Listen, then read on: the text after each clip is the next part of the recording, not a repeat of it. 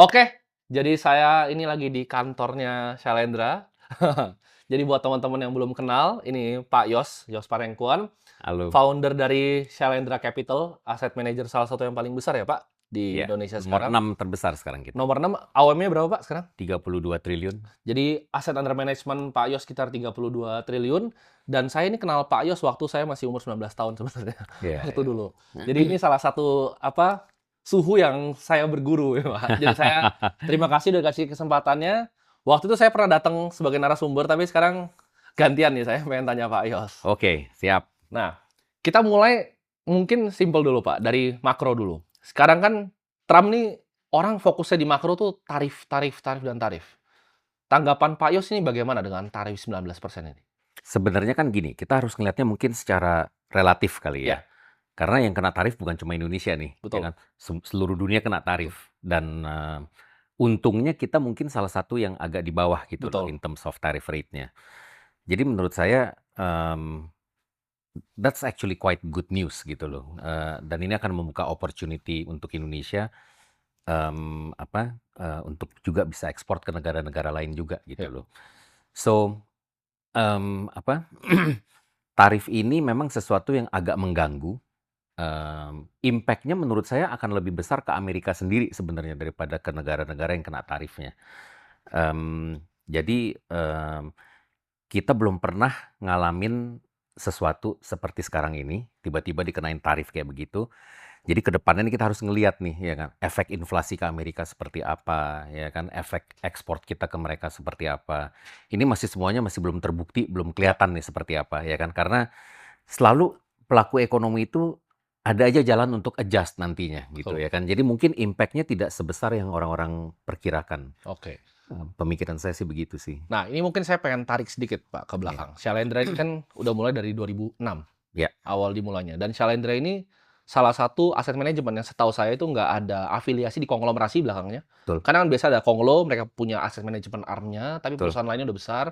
Atau misalnya ada sekuritas, tapi dia gandeng juga aset manajemen. Shalendra ini kan Totally independen. totally independent. Nah, sebenarnya jarang di Indonesia, buat teman-teman yang nggak tahu itu jarang. Ya. Biasanya ada punya sekuritas juga, ada punya aset manajemen. Ya, atau ada asuransi, atau ada Atau ada bank juga, asuransi, ya, atau ada atau bank besar, pemerintah. atau bahkan pemerintah, Ya, betul. nah, Nah, gimana Pak survive untuk bikin ini dari 2006 bisa sampai sebesar sekarang? Itu dengan kan ini sangat industri sangat kompetitif, Pak. ya, Aset manajemen semua orang pengen jadi aset manager, semua orang pengen bisa kelola dana orang. betul. Pengen punya klien banyak. Nah, gimana caranya Pak Yos ini bikin ini dari 2006 dan cuman bukan bagaimana caranya, tapi filosofi apa, Pak? Yang ditanamkan ke para mungkin MI-MI di sini? Iya. Jadi terus terang karena kita nggak punya afiliasi kemana-mana, Ya, kita 100% independen. Ada plus, ada minusnya. Minusnya adalah kita nggak punya privilege seperti beberapa competitors kita gitu ya, loh, ya kan. Eh, in terms of akses ke nasabah-nasabahnya bank betul. atau asuransi, kita nggak punya tuh semuanya. Tapi positifnya adalah orang sekarang ngerti bahwa yang namanya Shalendra itu, waktu kita mengambil keputusan investasi, keputusan itu selalu diambil secara independen dan komersial, Ya, ya kan? Tidak karena grup kita lagi ngapain kita harus support grup kita gitu loh, betul. ya kan? Jadi semua pemilihan saham atau obligasi yang kita beli itu totally independent berdasarkan fundamental analysis kita. Itu pertama. Yang kedua adalah kita ini percaya bahwa yang namanya asset management business Ya, essentially is a trust business. Jadi ini adalah bisnis kepercayaan, ya kan?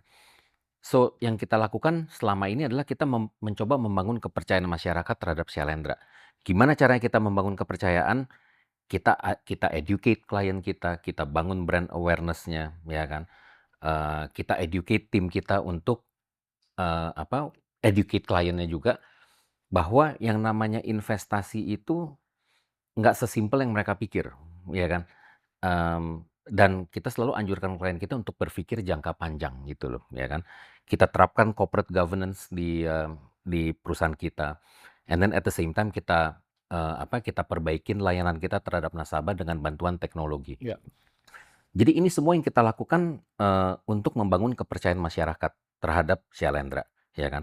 Dan hasilnya terus terang cukup membanggakan gitu loh, karena untuk sebuah perusahaan seperti Shalendra yang tidak dibantu oleh siapa-siapa, kita survive, terbukti kita udah survive, ya kan? Mulai dari nol di awal tahun 2007, sekarang kita mengelola dana 32 triliun. Nasabah kita adalah top tier institutional Ya. investors juga, ya kan? Itu membuktikan bahwa kepercayaan terhadap Shalendra semakin lama semakin membaik gitu loh. Kenapa orang bisa percaya? Karena orang ngelihat selama 18 tahun kita berkiprah di bisnis ini, kita nggak pernah melakukan yang aneh-aneh, Ya. ya kan? Kita nggak ugal-ugalan lah istilahnya gitu loh. Ya. Itu salah satu kuncinya sih. Oke. Nah, ini kan yang saya pengen tanyain adalah gimana caranya Pak Yos ini kan semua orang di market ini punya style masing-masing. Iya, Apakah Shalendra ini kan long only ya setahu saya long kebanyakan. only. Ini filosofi apa yang pertama kali mungkin bikin Pak Yos klik gitu kan? Kayak zaman Warren Buffett, dia dulu pertama kan dia pernah belajar teknikal dulu tuh. Iya, Terus akhirnya dia ngerasa, oh ini bukan begini caranya. iya, Tapi saham itu adalah sebuah bisnis yang harus di-value iya, berdasarkan bisnisnya. betul. Nah ini gimana caranya Pak Yos nyampai ke filosofi itu awalnya? Terus terang filosofi investasi kita memang mengalami transformasi yang cukup signifikan sih. Kalau dilihat dari awal kita mulai sampai sekarang ya. Transformasinya bagaimana? Kira-kira begini. Waktu kita baru mulai Shalendra, dulu kita mikir the best way untuk dapetin AUM dan nasabah-nasabah adalah dengan memberikan mereka maximum return. Ya. Ya kan? Segede-gedenya gitu loh returnnya, ya kan? Caranya bagaimana? Caranya adalah kita stick to beberapa investment principles, yaitu fundamental driven, Ya. ya kan? Value investing, and high portfolio concentration, Oke. ya kan? Ini 3 memang di tahun pertama terus terang hasilnya luar biasa. Fund yang pertama kali kita luncurin namanya Shalendra Opti Growth Fund. Waktu itu it's an equity fund, 100 miliar. Return di tahun pertama 144%. Oh luar biasa waktu itu. Luar biasa, ya kan? Strateginya adalah value driven, fundamental, high portfolio concentration. Waktu itu misalnya nih, kita ngambil posisi di United Tractors. United Tractors itu 40% dari portfolio loh. Karena ini discretionary fund waktu Ya. itu, ya kan? Dan kebetulan memang pas cold cycle-nya lagi mau berbalik arah gitu, Iya. lagi mau naik, ya kan? Akibatnya ya tentunya hasilnya luar biasa, ya kan? Tapi lama-kelamaan kita belajar bahwa yang namanya value investing, high portfolio concentration ini memang bisa menghasilkan return yang gede, tapi unfortunately sering juga NAV-nya jadi volatile. Very volatile. Very volatile. Karena high portfolio concentration, ya kan, and then value investing kadang-kadang yang namanya value investing itu kelemahannya adalah sering kita punya satu ide bagus, tapi it takes time untuk ide ini untuk bekerja gitu loh, ya kan? Nggak semua klien bisa punya kesabaran yang sama gitu loh, Ya. ya kan? Nah, akibatnya lama-lama kita belajar bahwa kalau kita mau menjadi institusi yang besar, mau Ya. bisa mengelola dana institutional investor yang besar, Ya. mungkin strategi yang lebih bagus adalah kita memberikan above average return, nggak harus luar biasa, returnnya nggak perlu spektakuler, tapi long term consistency is very important Oke. menurut saya. Nah, Ya kan? gimana caranya Pak untuk misalnya investor sini kan pasti banyak kan retail yang nonton ini. Ada beberapa mungkin fund manager tapi mostly retail yang nonton ini. Gimana caranya mereka bisa bikin portfolio yang seperti itu yang sebenarnya konsisten dan ibaratnya ya nggak terlalu volatile gitu. Karena kan orang banyak yang masuk ke sebuah fund, mereka mau investasi sebuah fund, mereka nggak cuma nyari apa namanya return yang paling tinggi, Iya. tapi mereka juga cari risk adjusted return kan. Nah, gimana cara bikin risk adjusted return ini? Unfortunately menurut pengalaman kita ya, kebanyakan orang nggak ngeliatin risk adjusted return loh. Oke, Mereka absolut aja lihat. Iya, waktu mereka mau beli reksadana, mereka lihat, wah siapa nih yang top 5-nya nih in terms of return, ya kan? Oke. Dia pilihlah dari top 5 itu siapa gitu. Sortino, Sharpie-nya nggak usah dilihat gitu kan. Dia nggak lihat lagi tuh, ya kan? Nggak dilihat lagi sama mereka. Yang penting return-nya dulu gitu loh. Ya. Dan ini memang salah satu problem yang selalu kita hadapin, ya kan? Kita mencoba educate orang, tapi kebanyakan orang tuh tidak appreciate gitu loh. Oke. Mereka cuma mau lihat pokoknya tetangga sebelah bisa kasih return segitu, Ya. kok kalian nggak bisa gitu loh, Ya. ya kan? Ini klasik problem yang kita hadapin even sampai sekarang, ya kan? Jadi kalau investor kepengen membentuk portfolio seperti kita, sebetulnya nggak sulit-sulit banget gitu loh, ya kan? Cuma it's all about mindset, ya Oke. kan? Masalahnya terutama investor yang generasi muda nih, Ya. sorry nih, ya kan?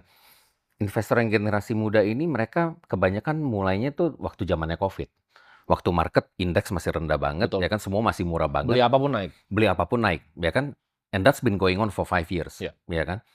Jadi di mata mereka kalau kita bilang kita punya produk yang bisa memberikan potential return 20%, nggak seksi, Oke, iya kan? Mereka bilang, "Wah, cuma 20%," itu besar ya. sekali loh, besar Padahal sekali. padahal 20-25% kalau kita compound 3 tahun itu double loh duitnya, Iya. iya kan? Cuma banyak, terutama yang di kalangan muda, buat mereka kurang seksi segitu, ya kan? Nah, jadi kayak saya bilang masalahnya masalah mindset sebetulnya. Kalau kita mau risiko yang terukur, ya kan kita harus realistis gitu loh, ya kan. Yang namanya risiko terukur tidak bisa memberikan return yang spektakuler, Iya. ya kan. So it's all about mindset. Jadi style yang berubah apa nih, Pak? Jadi berarti dulu kan lebih agresif nih dengan concentrated portfolio. Sedangkan kan banyak value investor di luar yang sangat ibaratnya sangat menggaungkan concentrated ini seperti Chris Horn. Even Charlie Munger sampai di akhir beliau meninggal, dia bilang kan posisinya cuma 3 yang dia punya. Ya, Satu Berkshire Hathaway, 2 itu Costco, ya. 3 itu fundnya Lilu yang di Cina. Hmm, Nah, itu tanggapan Pak Yos bagaimana terhadap hal itu? Karena itu yang saya praktekkan di pribadi saya.